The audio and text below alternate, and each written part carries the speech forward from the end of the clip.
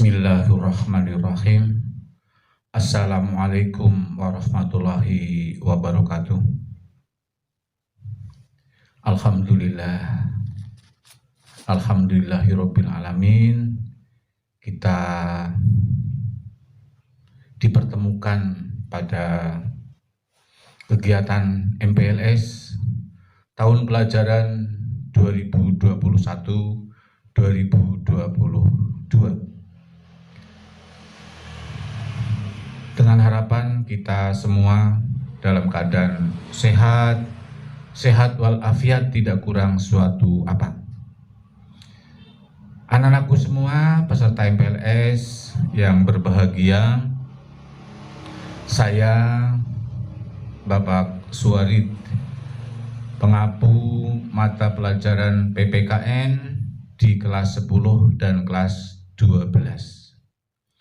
Yang dalam kesempatan ini saya akan memberikan materi wawasan kebangsaan dan anti radikalisme. Semoga kalian nanti dapat mengikuti dengan baik dan cermat. Kami akan putarkan 3 video. Video pertama mengenai wawasan kebangsaan, dilanjutkan video anti radikalisme. Nah, tugas kalian mencermati video dan membuat satu pertanyaan atau pernyataan. Jangan lupa tetap prokes, protokol kesehatan. Kita harus menjaga imun agar tetap sehat. Anak-anakku semua peserta MPLS yang berbahagia, sekalipun kegiatan ini dilaksanakan dengan cara daring, kalian tidak boleh mengabaikan. Ini penting karena menyangkut sikap mental sebagai anak didik. Satu keniscayaan, jika sesuatu dihadapi dengan serius, maka kesuksesan akan diraih.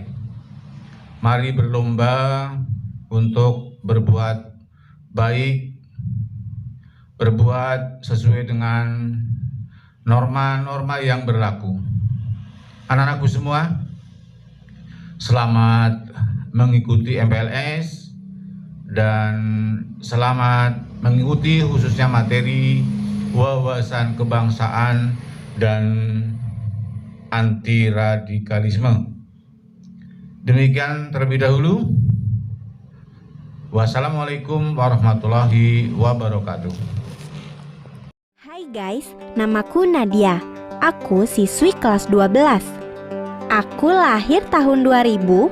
Orang-orang menyebut generasiku generasi Z.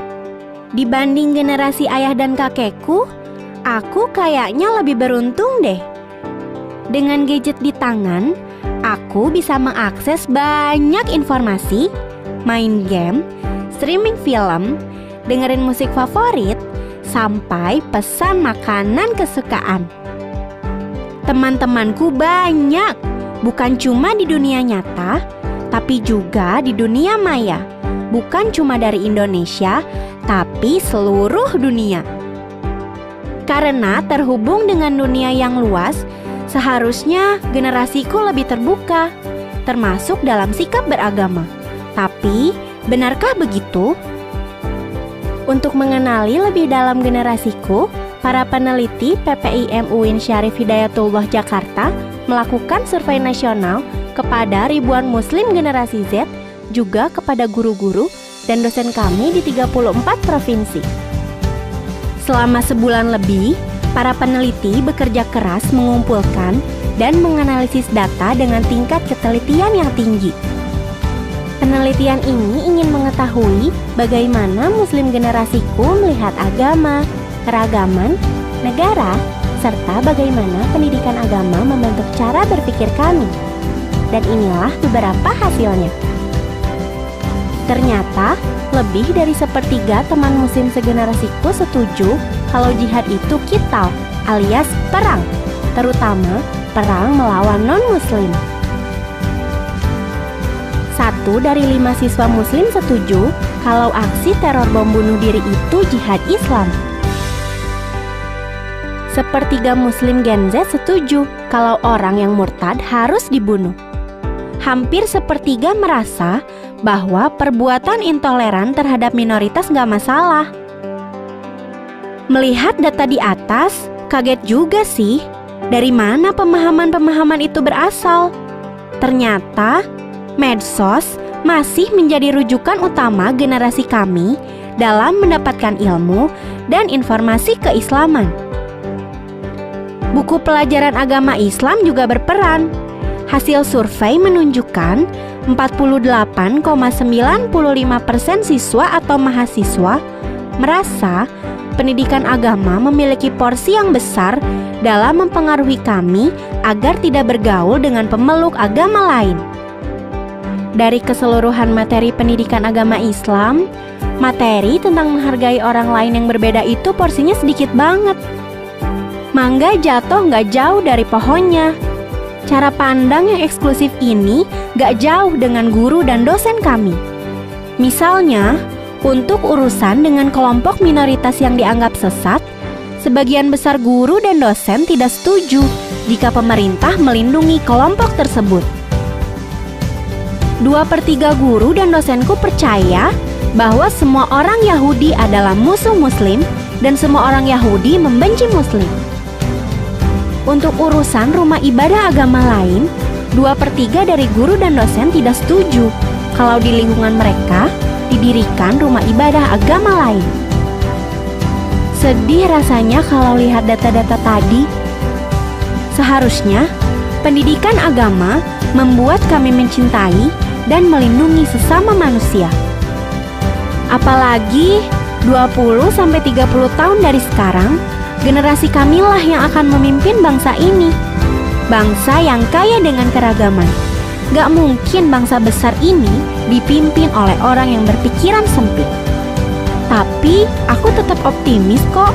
Sebagian besar generasi kami masih setia Pancasila dan NKRI. Temuan survei ini membuka mata kami untuk waspada dan introspeksi. Udah banyak bangsa porak-poranda karena benih kebencian yang dibiarkan. Ayo, jaga bangsa kita, Indonesia yang kita cinta. Tanah air, ku tidak kulupakan, kan terkenal selama hidupku. Biarpun saya pergi jauh, tidak akan hilang dari kalbu. Tanahku yang ku cintai, engkau ku hargai. Walaupun banyak negeri ku jalani,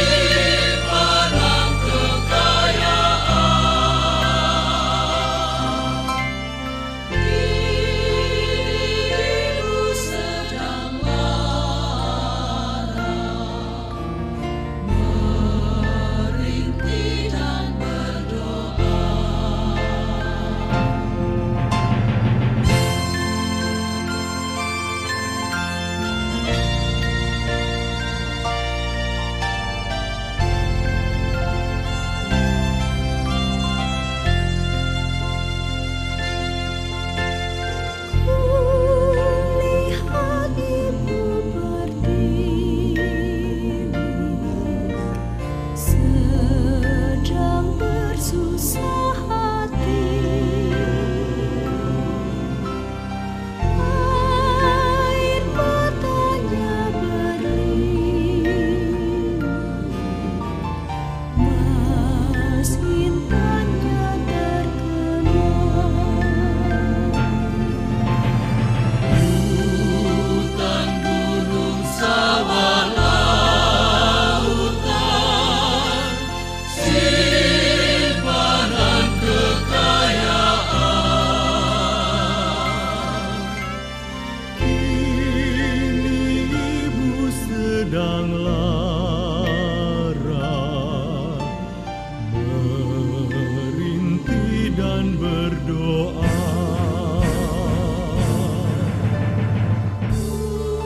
Kulihat ibu pertiwi, sedang bersusah hati. Air matanya berlinang, mas intannya terkenal. Hutan, gunung, sawah, lautan, simpanan kekayaan. Oh ibu-ibu pertiwi, kami datang berbakti. Lihatlah putra-putrimu,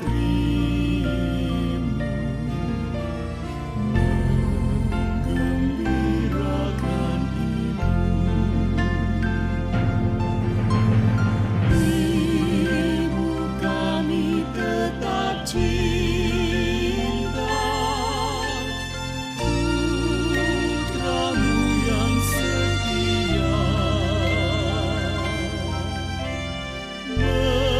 menjaga harta pusaka untuk nusa dan bangsa.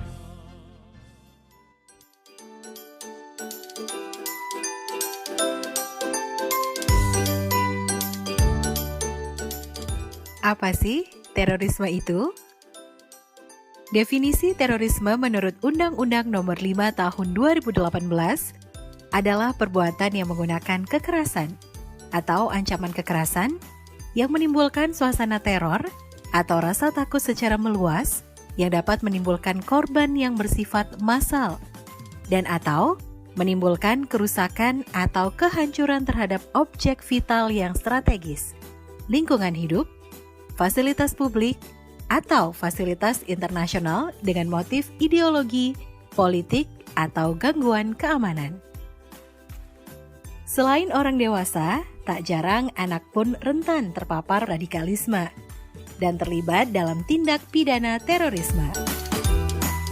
Anak-anak yang mudah dipengaruhi radikalisme, diantaranya yang sedang belajar dan belum paham agama, berpendidikan rendah, galau, krisis identitas, jauh dan kurang bimbingan dari orang tua, prasejahtera, berada dalam daerah konflik atau bencana, serta menganggap tidak dapat keadilan dari pemerintah.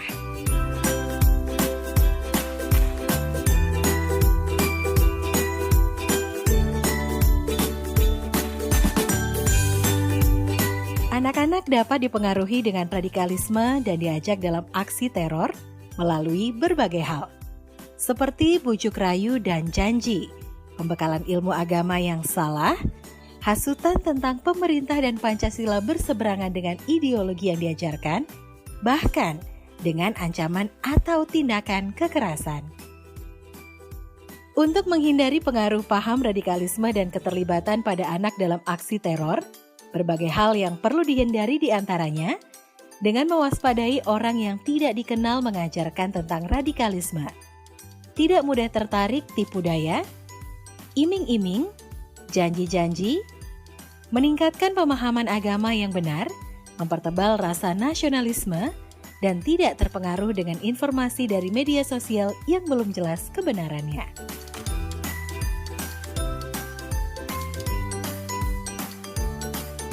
Bila ada pelaku yang akan memberikan atau mengajarkan radikalisme dan terorisme kepada anak, laporkan kepada pihak yang berwajib.